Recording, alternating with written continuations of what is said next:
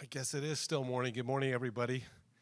My name is Matt Salmon, and I am the chairman of the American Kratom Association.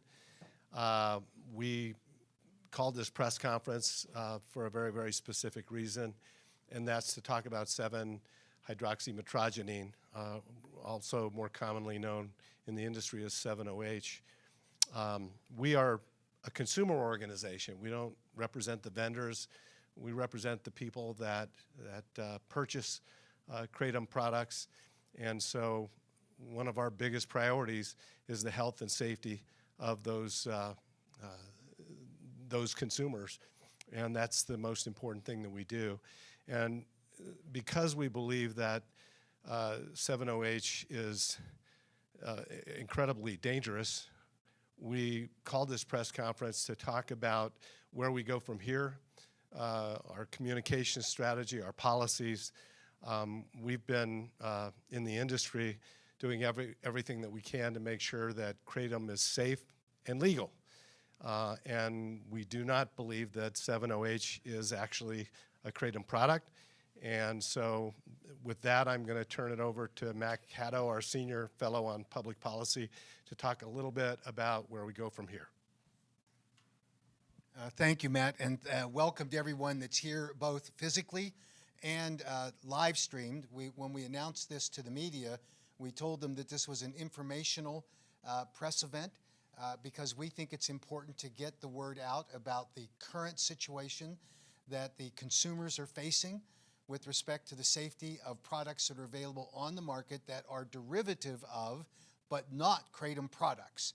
And we think that's the important distinction between a Kratom product and 7-hydroxymetrogenine. In 2016, when the FDA first attempted to schedule Kratom in the United States, they sent over to the DEA and recommended, under emergency scheduling powers of the Controlled Substances Act, that they would temporarily schedule Kratom. Kratom at that time was understood to be a component of two principal compounds. One was mitrogyne. Mitrogyne is the prevalent alkaloid in the Kratom plant of about 50 plus alkaloids. And then 7-hydroxymetrogenine, which is a metabolite not present in the natural plant, not in the tree in any way, but that occurs after the leaves from the trees are harvested and dried. There is an oxidation procedure that goes on naturally in the plant material as it dries, and it creates 7-OH, 7-hydroxymetrogenine. When your body actually, when you consume Kratom products, legitimate Kratom products, it also metabolizes that 7-OH. In no instance has there been an event where there is a safety factor that arises, or a concern that arises, from the consumption of a properly formulated Kratom product that contains less than 2% of the overall fraction in the product of the alkaloid content or compounds in that product. It is only when it is synthetically, semi-synthetically, or oxidized in a way that enhances the potency that creates a real safety concern for consumers. We are announcing at the American Kratom Association a national effort to try to get these products off of the market until and if these marketers actually meet the federal criteria that is established under the Dietary Supplement Health and Education Act, which says that a manufacturer has to have a reasonable basis for safety under the conditions of use. Now, that phrase is important. That qualifying phrase says that a manufacturer has a duty to make sure their products are safe for the serving size that they actually promote. We entered into an agreement with one of the trade associations in the 7-OH industry, the Heart Group. And in that agreement, we said that if they would not call these products Kratom, because they are not, because when you oxidize, synthesize, semi-synthesize, or chemically create a brand new product, it is not legitimate to mislead consumers into thinking the product they're purchasing is Kratom, because it isn't. That was the point one of the agreement. The second point was that they would be able to demonstrate that they had the safety under the DSHEA Act to enter the marketplace. They had sufficient safety data to do it, which they assured me they did. We invited one of their lead scientists to participate in one of our leadership conferences in January of this year. And at that conference, this researcher disclosed that in fact they didn't have any safety data. that none of the required data was there in order to document the safety of this product, and he outlined what the plan was by the Hart Group, and I think it was in good faith, that they were going to develop the science, but they didn't have it at the time. Federal law requires, absolutely requires, that you have that basis for safety. Now, since then, the Hart Group has retreated back to, well, that's true for Kratom too. And I can tell you that is absolutely not true, because at the time of market entry of Kratom products in the United States that were recognized by the FDA in the early 2000s, may have been true for products entered before that there wasn't the qualified safety data. But at the 2016 point, there were hundreds of articles, peer-reviewed published articles, available in the public space documenting the safety profile of Kratom. That's an important fact.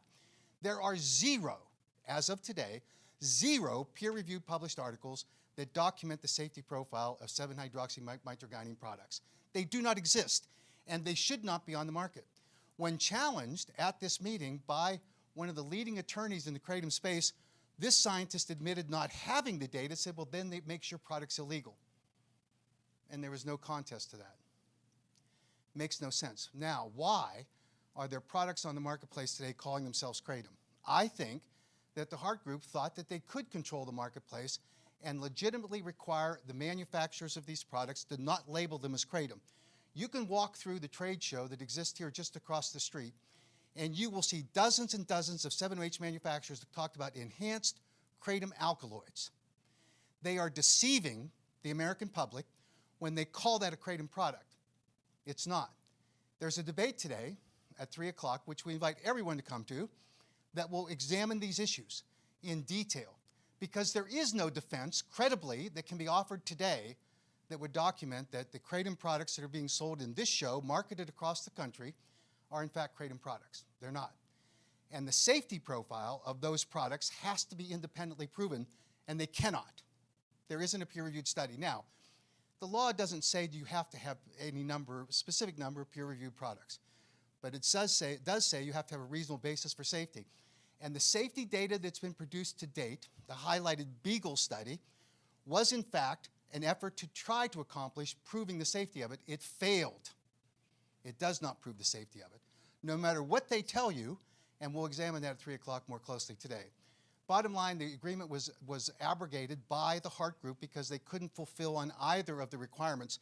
And our mission at the AKA is to protect consumers. And that's why we're announcing today our national effort. We're going to go to every state, to every AG, to every regulatory body, and at the federal level as well, to try to get these products removed from the marketplace until and if they can prove the safety, meet the federal standard, and actually demonstrate that they're safe.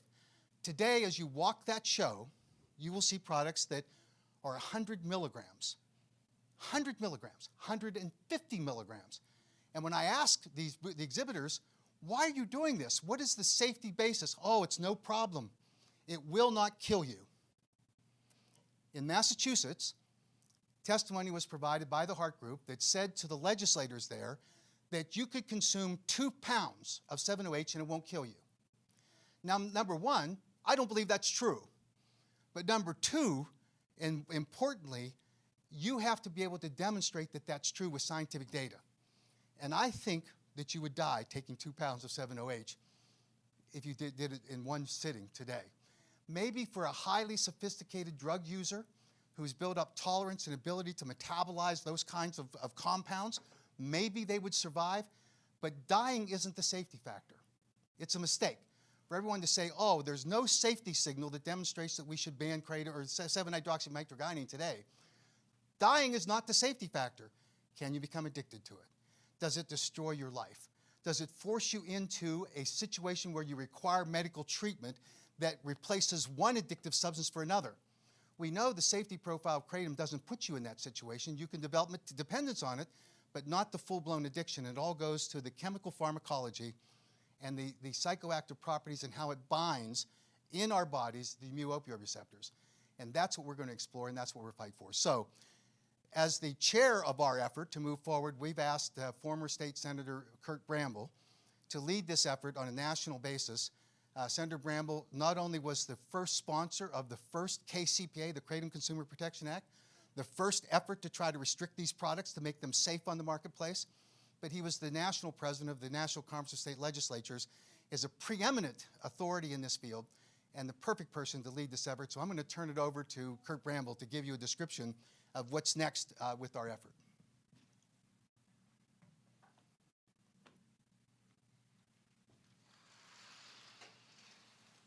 That's terrible for the light for these people. What are you guys doing?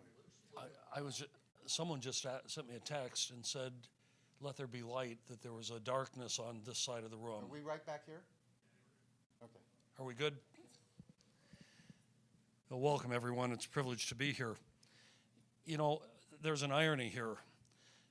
When I was first approached to run legislation regulating Kratom, it's because Kratom was being adulterated with dangerous components that were causing adverse outcomes.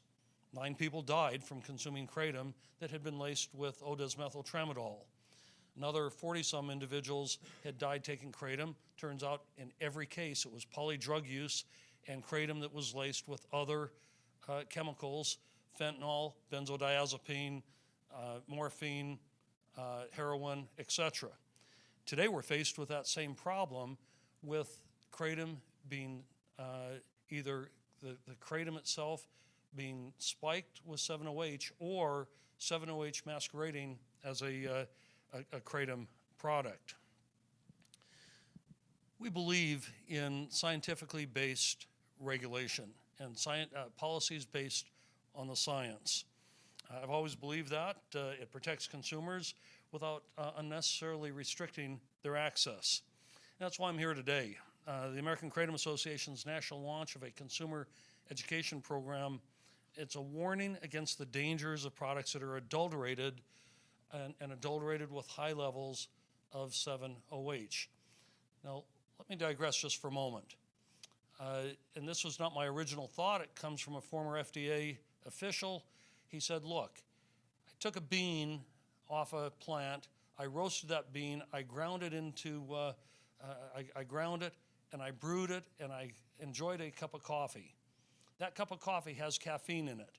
If you extract the caffeine, chemically you can take the caffeine out of that cup of coffee, and yet we don't call that coffee. That's caffeine that's been extracted.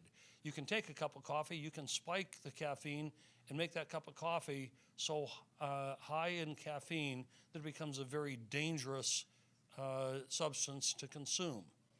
When folks take 7-OH, or Kratom, and they take this metabolite and they then concentrate it, they artificially synthesize the 7-OH, and they call it a Kratom product.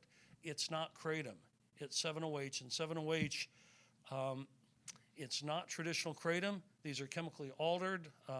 They're often synthetic or semi-synthetic substances that misuse the Kratom name.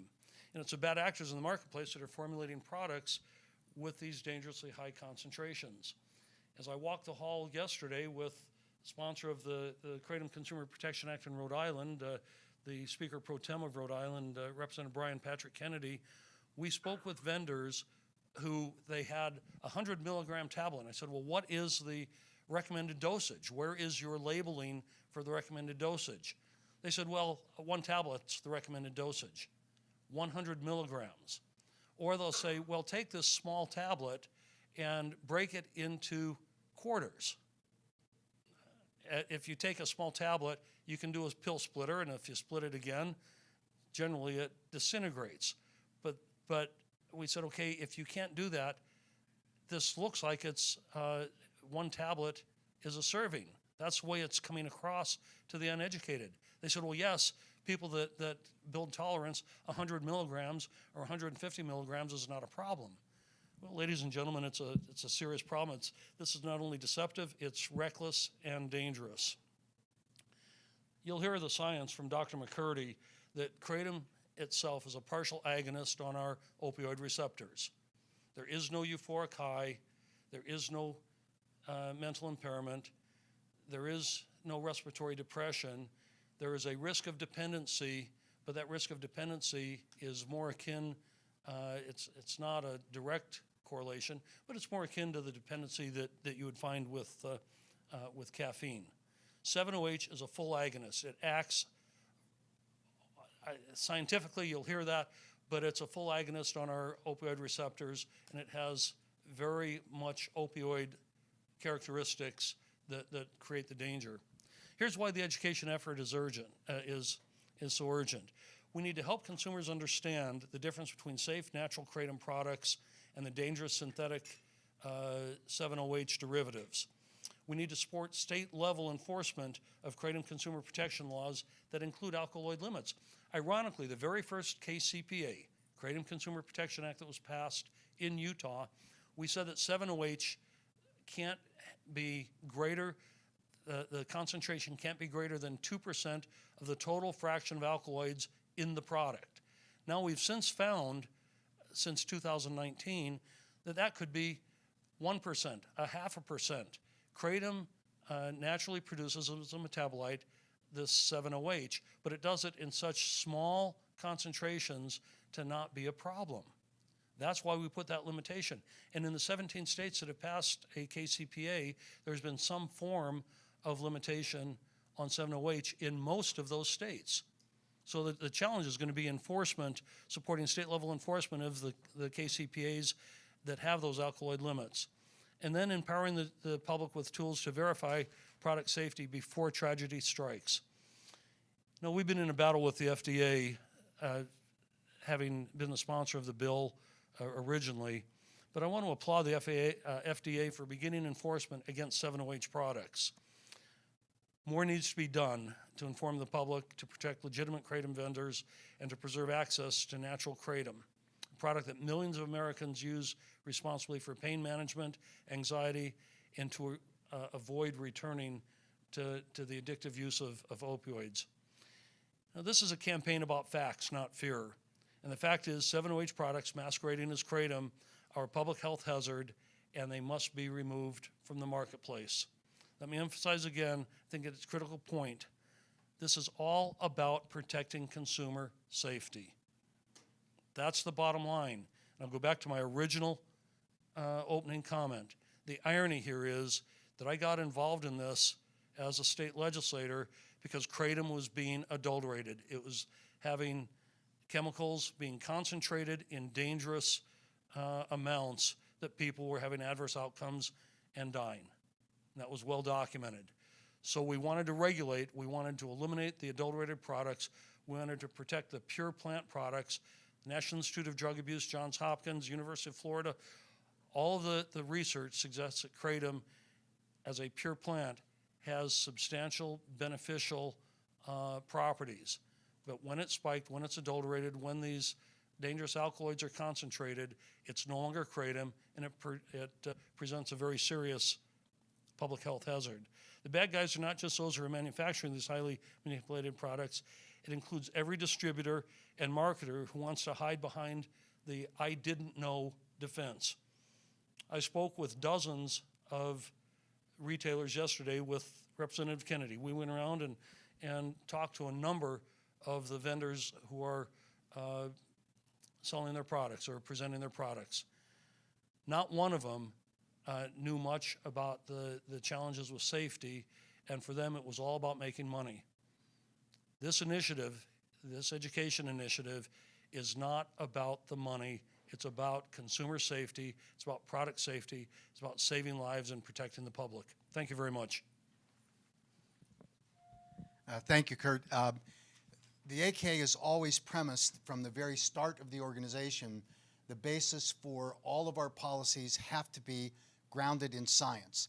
And we are honored today to have the internationally recognized leader in kratom science, Dr. Chris McCurdy from the University of Florida, whom is a household name in the kratom world. People rely upon him, they look to him, and he has been the recipient of substantial grants from the National Institute on Drug Abuse in studying kratom in the quest that they have in order to determine what the safety profile is. So I welcome Dr. McCurdy and thank him for taking the time to be here with us today.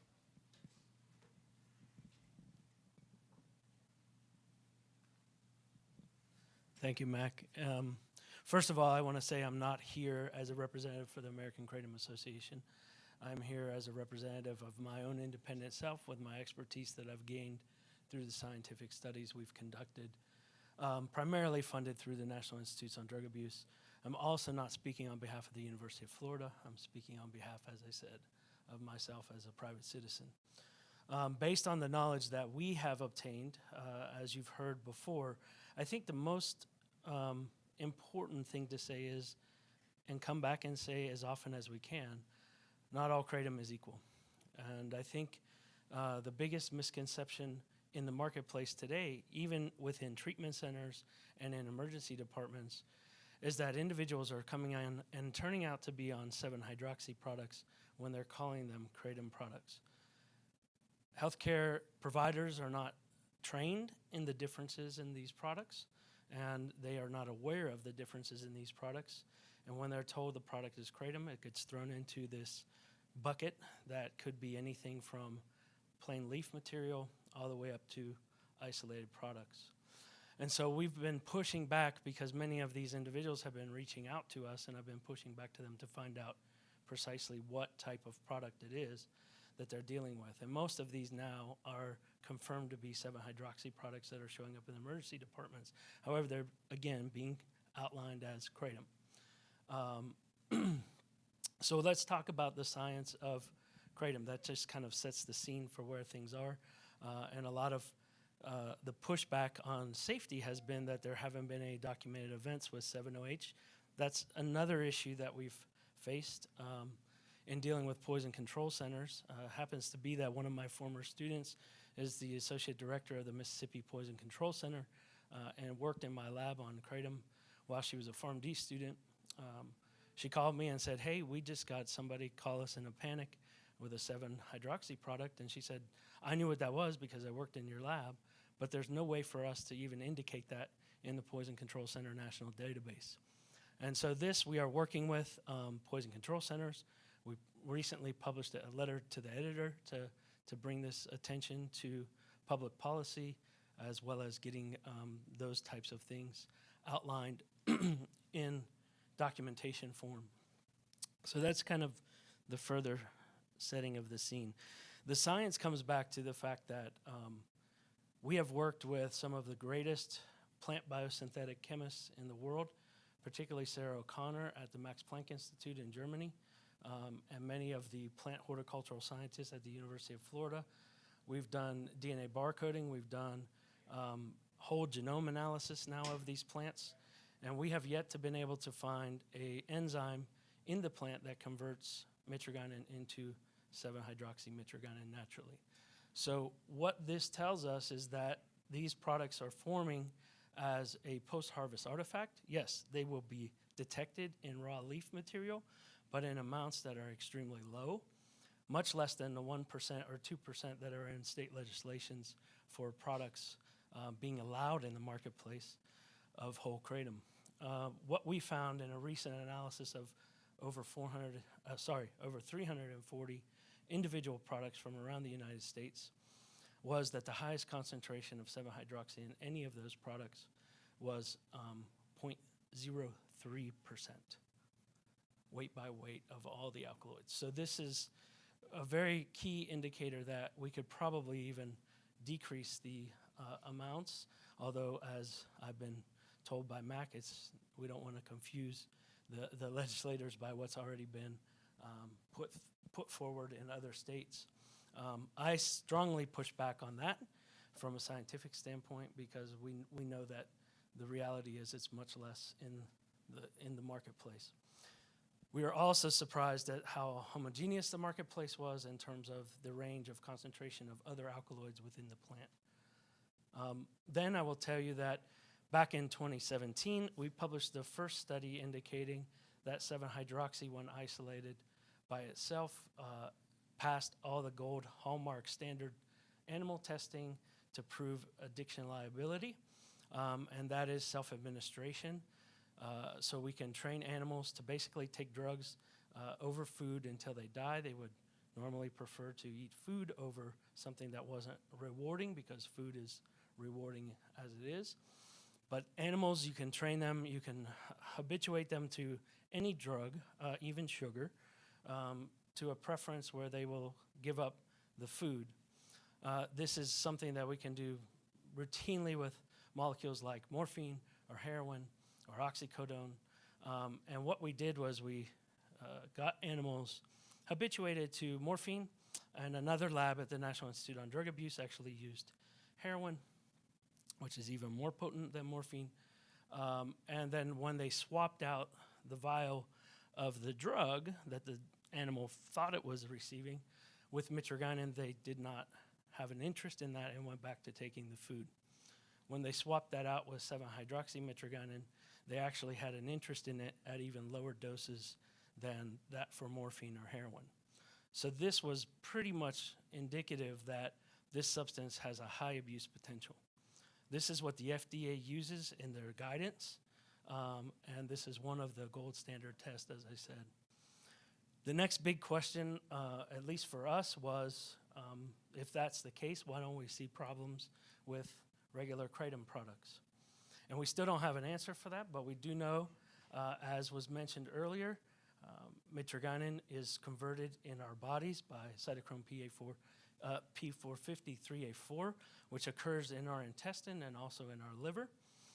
And that conversion results in anywhere from a 5 to 20% production, depending on the animal species.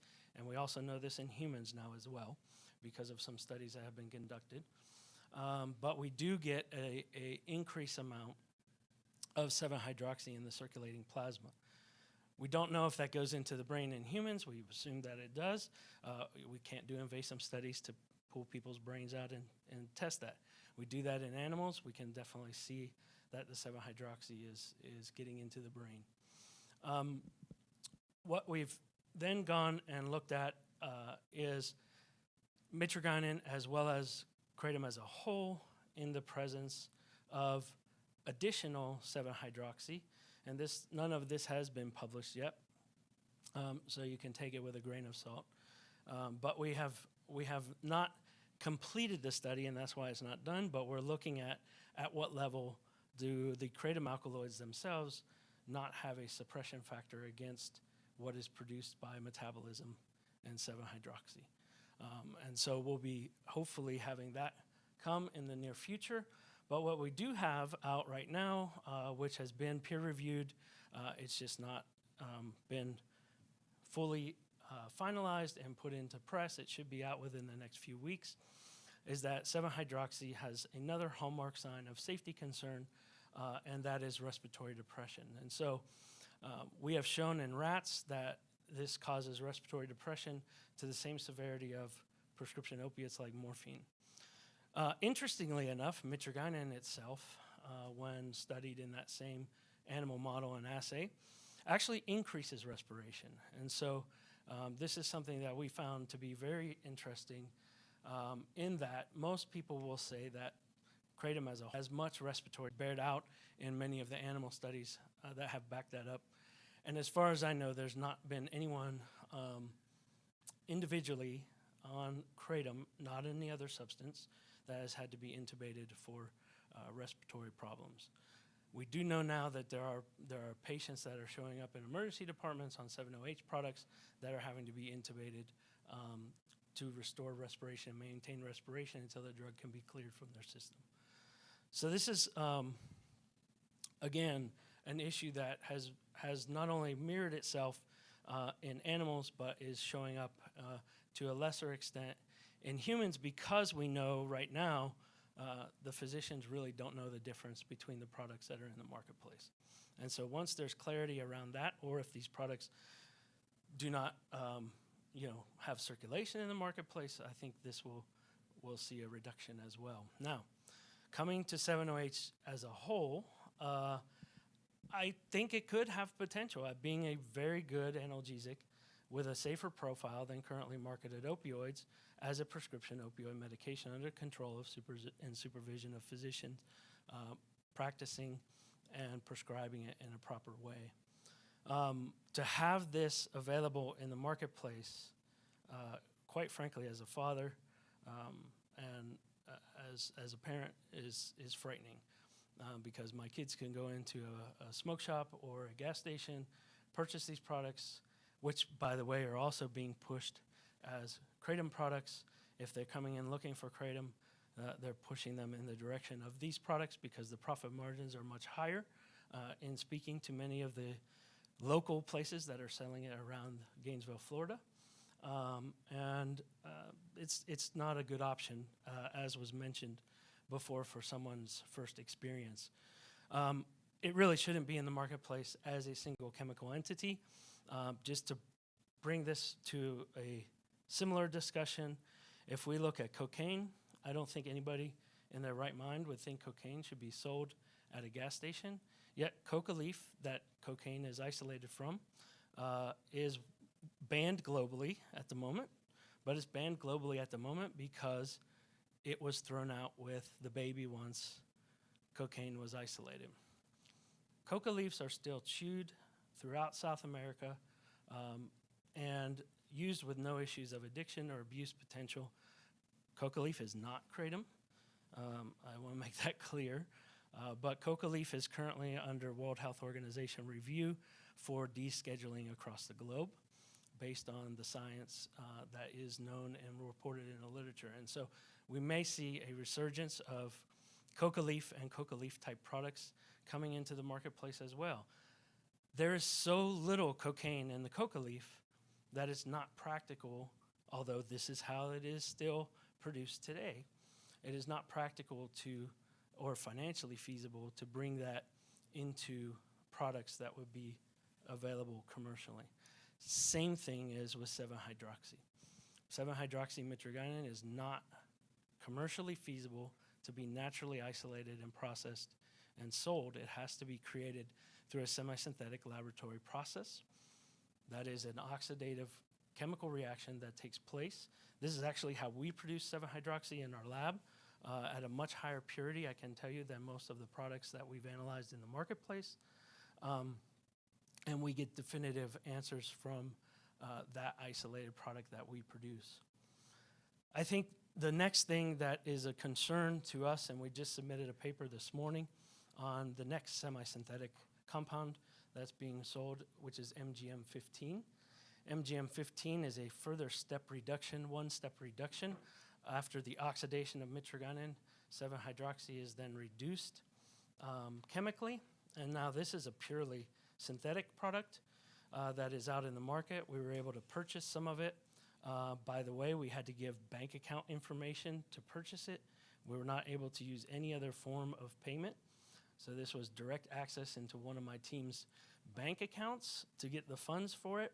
When we received it, it came in a jar with no label on it, and a piece of paper that said, "Sorry, we don't have labels yet. Our product is so new and innovative, we're still waiting for the labels to come," and went through a lot of story. Anyway, all of this is detailed in the manuscript we submitted today.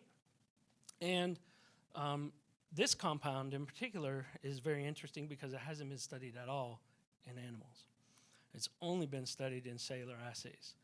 And we did not have time or funding to put it into animals at the moment, but what we were able to do is replicate or carry out even further studies to show that it has higher affinity at mu-opioid receptors than does 7-hydroxymitragynine, and of course, subsequently by mitragynine.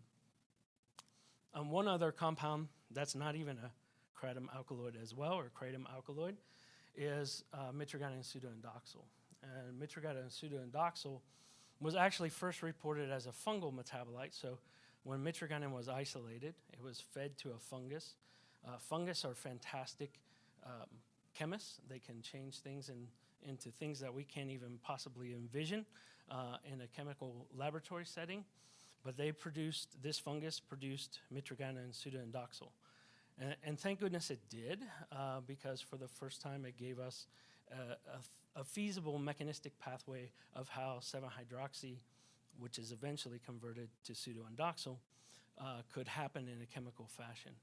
And so by breaking down that mechanism, repeating what was already in the literature from a Japanese group, we were also able to synthesize pseudoindoxil. And then just to tell the story of how this kind of has gotten tied back to naturally occurring kratom products.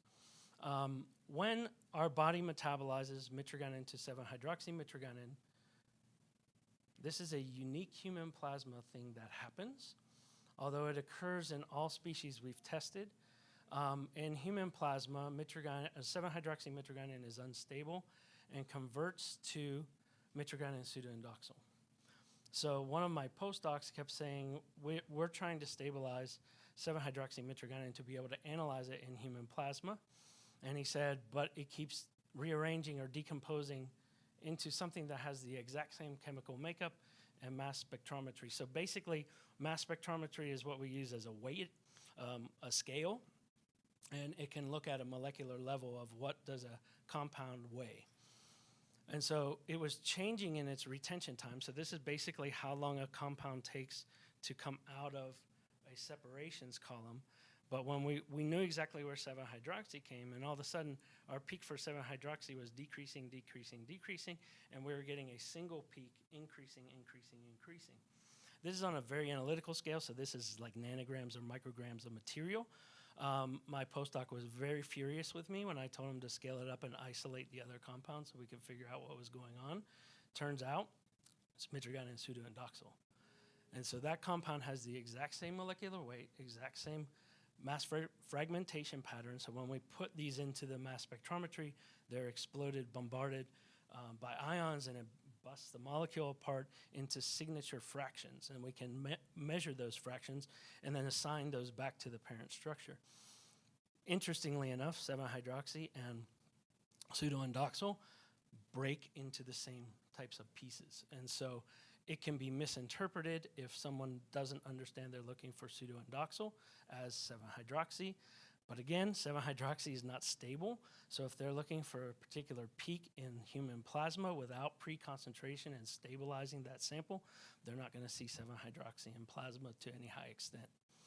And so this is a big conundrum as well with the safety, because many of the products, when blood is drawn, they will show positive for mitragynine, because mitragynine is present as a byproduct of this chemical reaction to oxidize mitragynine to 7-hydroxymitragynine. It's not a one-to-one conversion.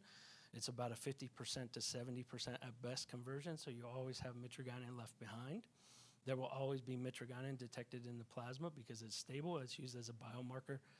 And what we quantify now for use of kratom. So any kind of harm that could be produced or reported by a kratom product with extremely low blood levels of mitragynine, and we don't really look for 7-hydroxy because it's not stable, could certainly be result from that hypothetically. Of course, we don't have any data to show this is actually the case. Although in talking to NMT, the National Toxicology Labs, they're starting to see a lot more toxic events with less mitragynine concentrations than what they would expect to see in any type of adverse event. So it all points a finger in one direction, and that's to really these products that are claiming to be kratom products, they're being reported to healthcare professionals or poison control centers as kratom products, yet they are either semi-synthetically or completely synthetically produced products that are causing harm, and that is harm in our society. It doesn't necessarily have to cause death.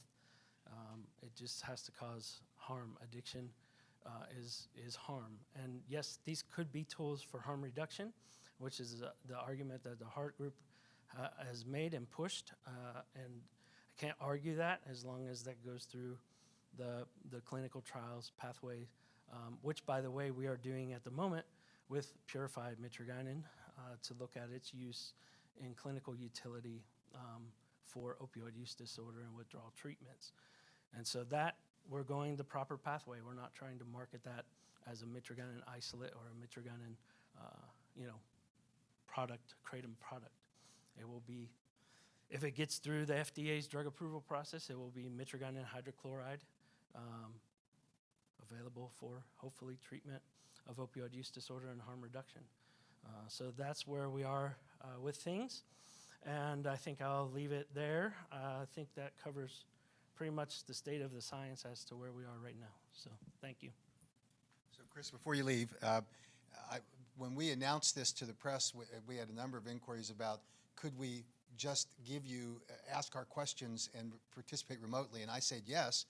And what I didn't realize is that my phone number is out there in the world, and people that are watching this, I've been inundated with questions, but there's one that I think is from a press outlet that was directed to you, Chris, and that was, isn't this the same as Delta-8 in hemp and the battle that's happening there, that's happening with 7-OH and Kratom? I wouldn't say it's the same. I would say it's similar, right?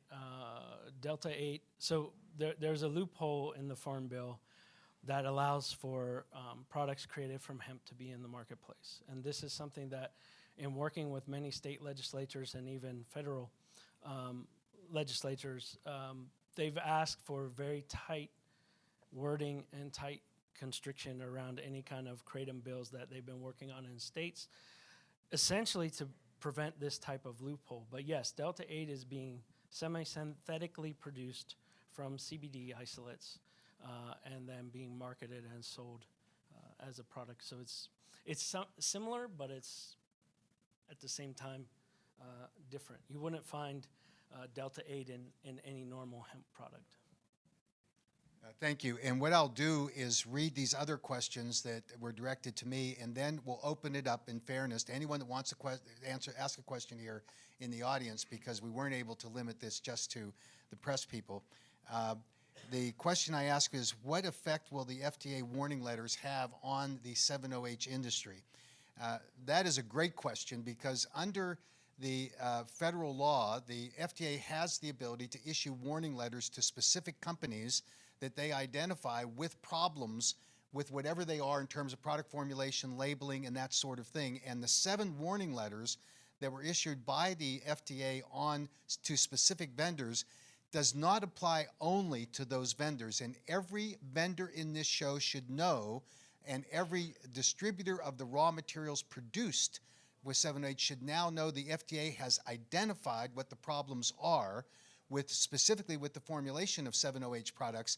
The specific labeling issues are a separate issue that have to be dealt individually by those companies. But in the particular context in which this is important for every vendor at the show is that when they get a knock on their door and it's a process server delivering a subpoena or a complaint because of an adverse reaction or a death related to their product, they knew, because the FDA has now warned the supplier of all of these materials, and that's happening in the Kratom industry today, and I can tell you it's coming to the 7-OH industry. It is inevitable, and the FDA warning letters serve as the beacon that you are no longer protected, and every vendor should understand that, and it does not matter what level of the supply chain you're in. If you're just a retailer, you are liable, because now you have notice on it, and that's the effect of these warning letters. Another question was asked is that Kratom vendors are doing exactly the same thing as you are claiming the 7-OH vendors. I think that was from a reporter. It is true. We at the American Kratom Association have a truth in labeling program in which we have issued more than 130 complaints to the FDA and to the Federal Trade Commission about Kratom vendors who are using illegal marketing claims, claiming therapeutic benefits to their products. A consumer has every right to consume a Kratom product and experience the benefits that they themselves are allowed to do. What cannot happen is that consumer cannot post a comment to a manufacturer's website or a vendor's website and claim that experience helped them therapeutically, because that's part of the marketing materials over which that vendor has control, and therefore they're liable for that claim. We see it happen in the Kratom industry all the time. We take aggressive action in order to eliminate and stop that, and we think the FDA is perfectly within their rights to enforce that action against 7-OH vendors as well. The next question I was asked is, what is the safe level that the AKA says that 7-OH should be? The answer to that is simple, and Chris referenced the policy disagreement he and I had about what is the definition of what the safe level is, and that is, as we have defined it in our model KCAs, no greater than 2% of the overall alkaloid fraction of the plant material in the product. That converts, for context, to 1 milligram. No greater than 1 milligram of 7-OH that can be allowed, permissibly allowed, in the naturally occurring levels. That's all that happens in the oxidization that occurs in the 7-OH production in the plant material. And so as we go forward under our new program for consumer education, that's the level, 1 milligram. And anything above that is, we think, not a Kratom product and raises potential safety concerns going forward. Next question was, the Heart Group is saying that there have been no deaths attributed to 7-OH consumption. True. Now the question is why? Is it because it's a safe product and no one's dying from 7-OH? Fair question. You have to look to the information that was provided at the International Symposium at the University of Florida earlier this year, where the representative from the NMS Labs, based in Philadelphia, who's the leading toxicology firm in the country that evaluates for coroners and medical examiners and law enforcement agencies what the causation is for deaths. And he stood up and told the group that the problem is because of the instability of 7-OH. It has what's called a washout effect. So there is no way that anyone will detect the presence of 7-OH or what its concentration was in the blood of a decedent. And therefore, there's no basis for a coroner or medical examiner to determine that the death was caused by 7-OH. But it could be, if that person was consuming a 7-OH product, it's just unstable, and that's why it washes out so quickly. And so we think that's the ghosting effect that every consumer should be aware of, that the risk that they take in consuming a product that's highly concentrated 7-OH in this marketplace, the consumer has to be aware. And we are going to tell consumers in this national effort exactly what's going on there.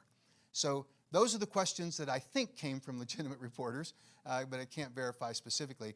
I'll open it now to questions. If you would just simply raise your hand or say your question loud enough that they can pick it up on the microphone here, and you can direct it to whoever you would like here if there are any questions in the room. So I invite that for anyone that has a question.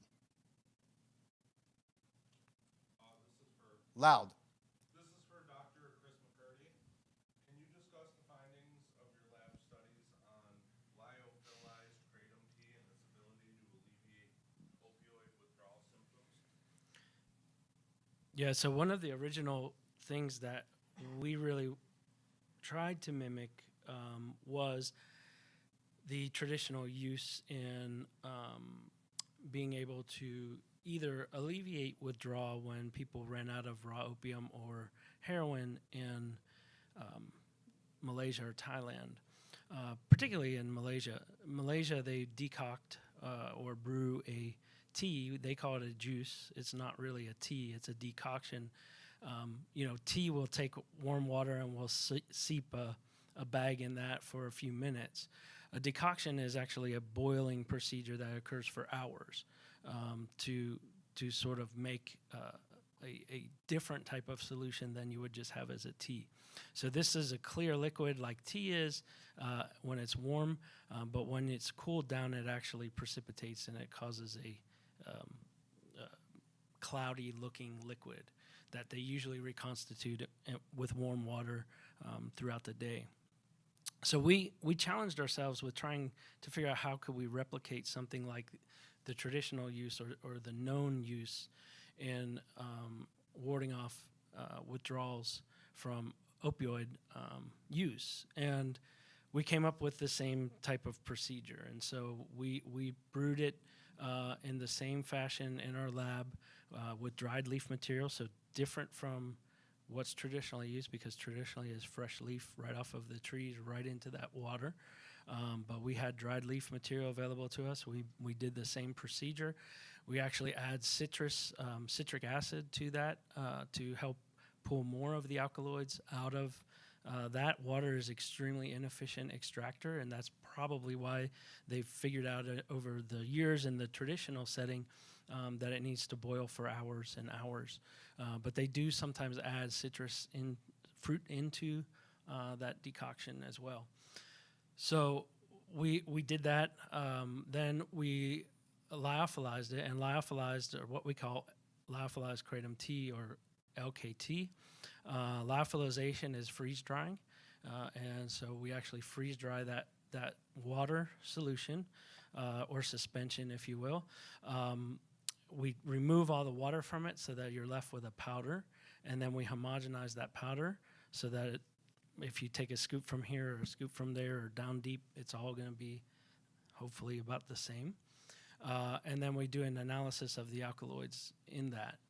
And from that analysis, we're able to then predict what the traditional dose would be based on actual measurements we've made with our collaborators in Malaysia on what the contents of the alkaloids, particularly mitragynine, are in those decocted juices. In Malaysia, we take that, we make sort of what we call the human equivalent dose in a rat, so it's less than what would normally be taken, and then by a human, but we make that equivalent, and then we would deliver that in a very similar fashion that is used in the traditional sense. So we would put we would reconstitute a solution of that, and then we would deliver that through what we call gastric gavage, oral gavage, directly into the stomach of the rats.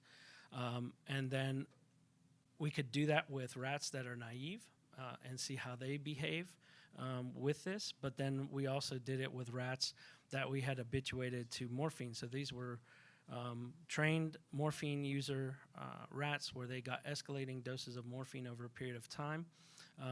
And you could precipitate withdrawal in these animals by giving them Narcan or naloxone. You could quantify their withdrawals by certain behavioral aspects. And so then we wanted to look at that. What is the effect of pre-treating those animals before we do a Narcan withdrawal test with lyophilized kratom tea? And what we found was even one dose an hour before Narcan precipitation was enough to reduce many of the withdrawal symptoms, just a single dose. What we also found was we did several different mixtures of studies, but all in general, there was a reduction of withdrawal symptoms seen in those animals when you compare it to just being withdrawn from morphine on naloxone. I think the key thing here is we did not see withdrawal in animals that were treated with the doses that we utilized for lyophilized kratom tea. That's important to say because these were doses that are used traditionally. So these are low amounts. They're not high amounts. We haven't repeated this study with concentrated extracts or isolates or anything along those lines. I should take that back. We have done it with plain mitragynine because that was a basis for our grant to develop this clinically. And mitragynine shows very good reduction alone in withdrawal symptoms from not only opioids, but methamphetamine. We've got, that paper has not been published, but we do have data.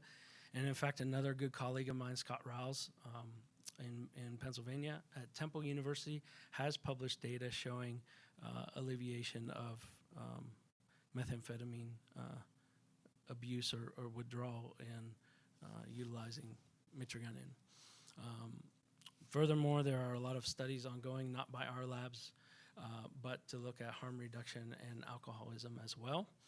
And there are grants funded by the NIAAA, which is the National Institutes on Alcohol and Alcohol Abuse, or Alcoholism and Alcohol Abuse, that have been funded and show some promise in that direction as well. So not exactly what we did, but a very similar sort of analogous studies that have been done at other labs. But the promise is there, and as I said, we're working on developing that mitragynine as a pharmaceutical, not for profit, not to eliminate anything. You can't patent mitragynine. It's a natural product.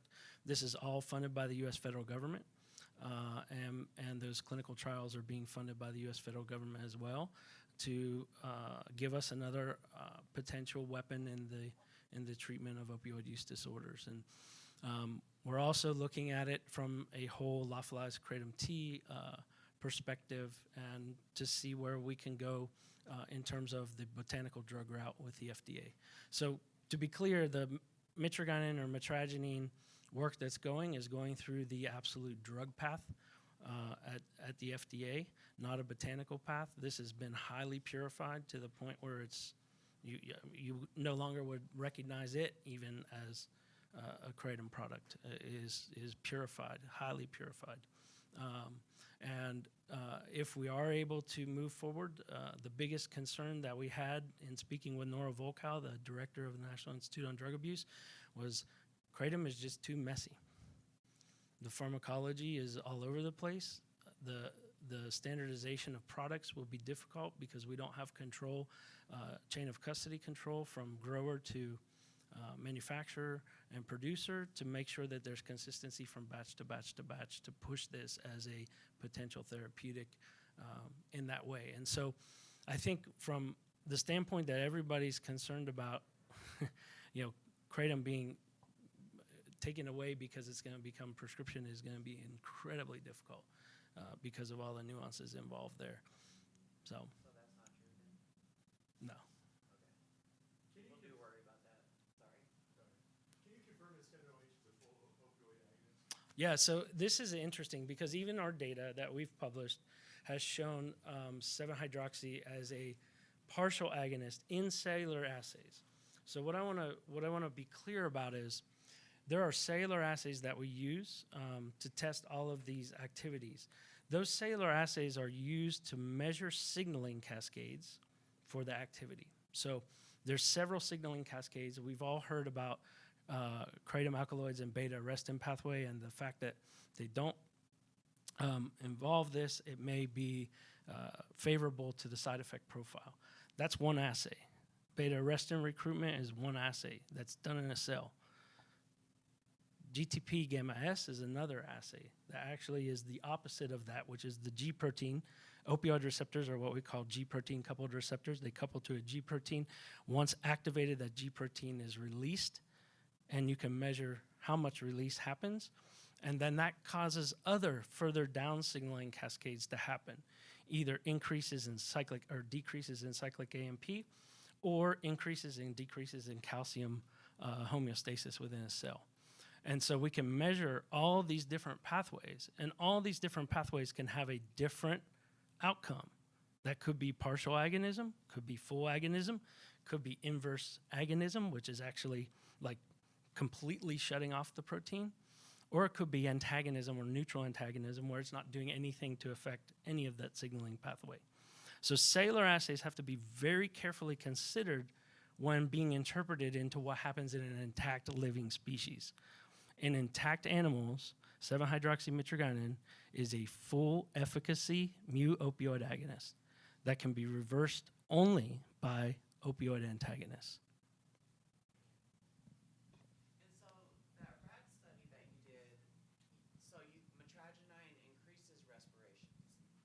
And then when you gave them the 7-OH, Narcan revived them, right? Yes.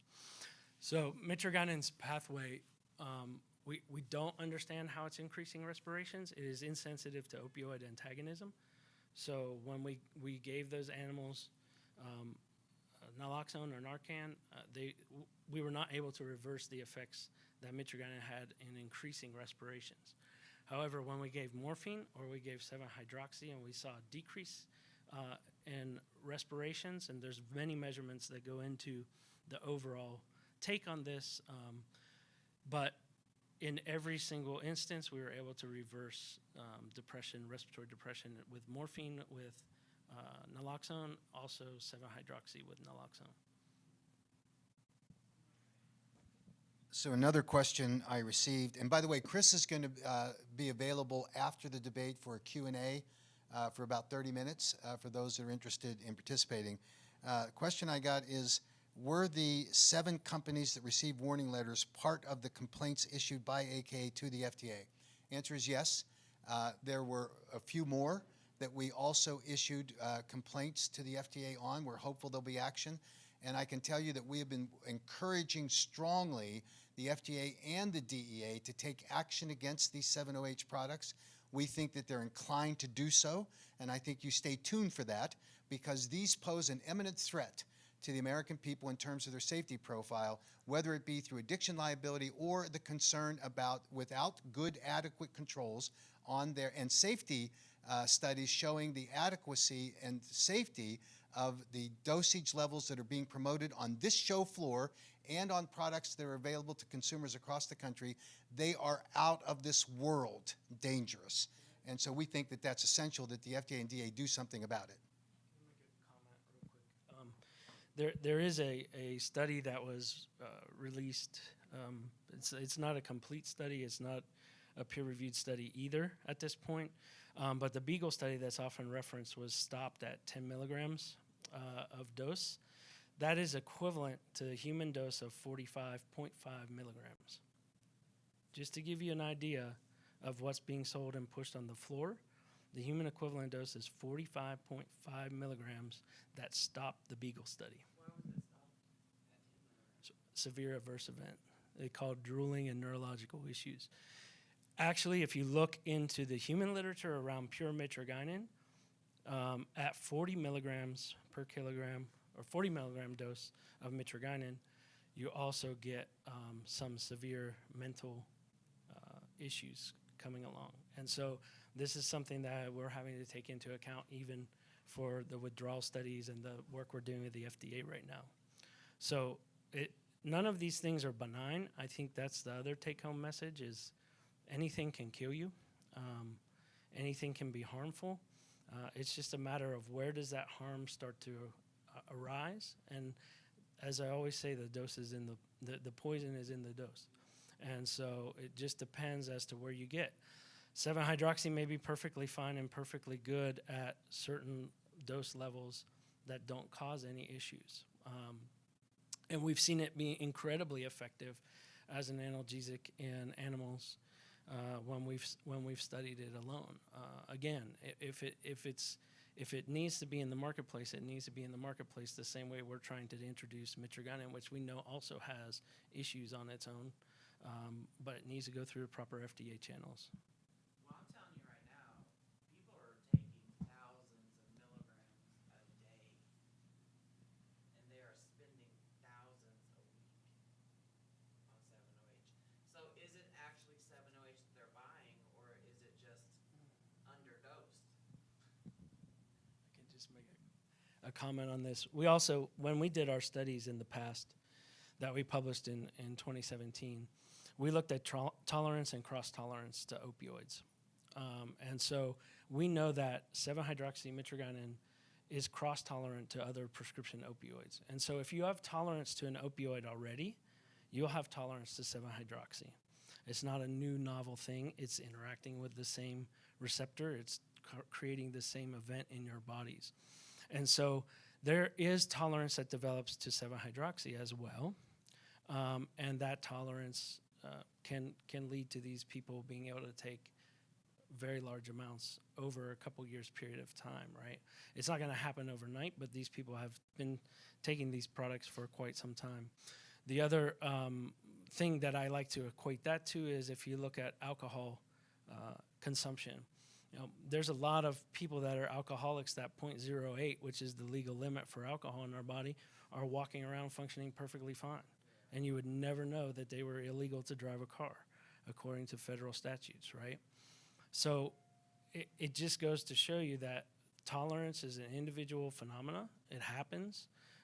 And just to be clear, 7-hydroxy is cross-tolerant to prescription opioids in animals, and there's no reason not to believe that wouldn't be the case in humans, because we are animals of a little higher evolution. So I'm sorry, go ahead. Real quick, then what's the AKA stance on 1,000 milligram mitragynine products? Great question. High doses of mitragynine. Yeah. So we have included in our complaints to the FDA products that are using labeling instructions that are not verified by safety. In other words, 1,000 milligrams in a product, a Kratom product, ought to be off the market. Absolutely should be. We have also made it clear that the only way you can extract a Kratom product for available sale to the marketplace is if it uses food-grade solvents that are approved by the FDA. That limits the ability to create a super potent product. So we have reported Kratom manufacturers who are producing products that cannot get to that level without using a more powerful solvent. And that's important to us. And I can tell you that there are probably, we estimate about 6,000 Kratom vendors across the United States.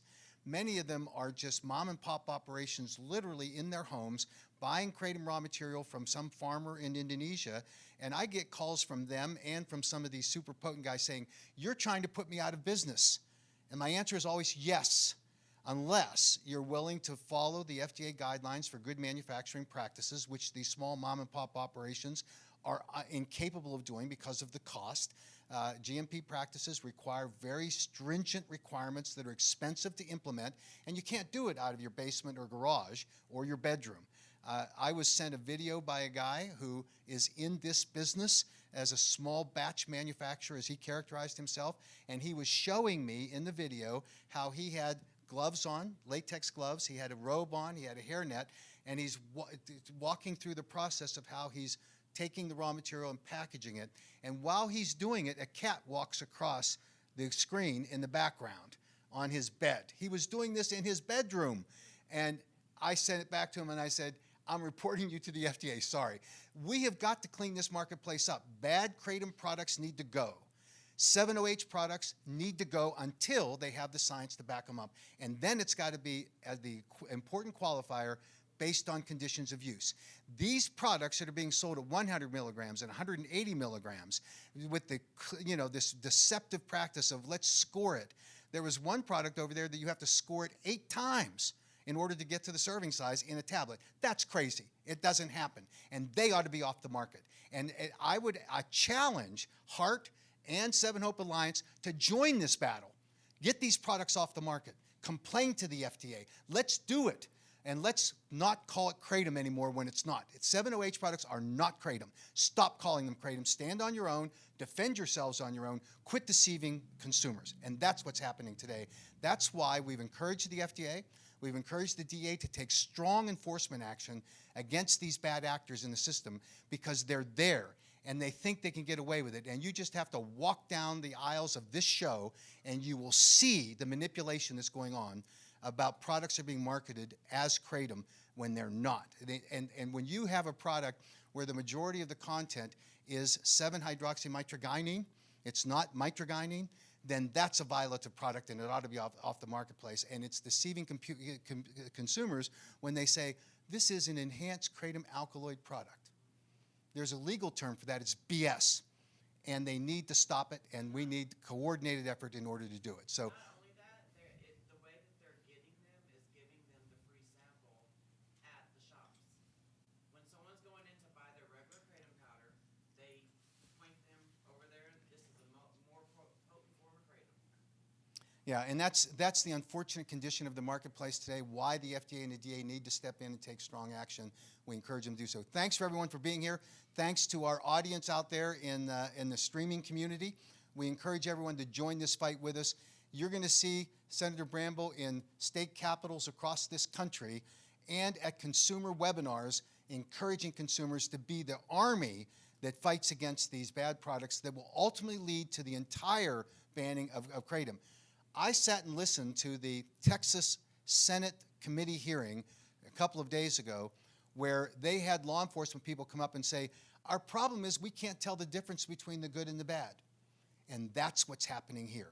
And it is a prescription for a ban unless we stop it now. So we encourage everyone to join that fight. Thanks for being here. Look forward to joining you at 3 o'clock Pacific time, streamed again, the debate that will take place, and we look forward to everyone joining us there. Thank you.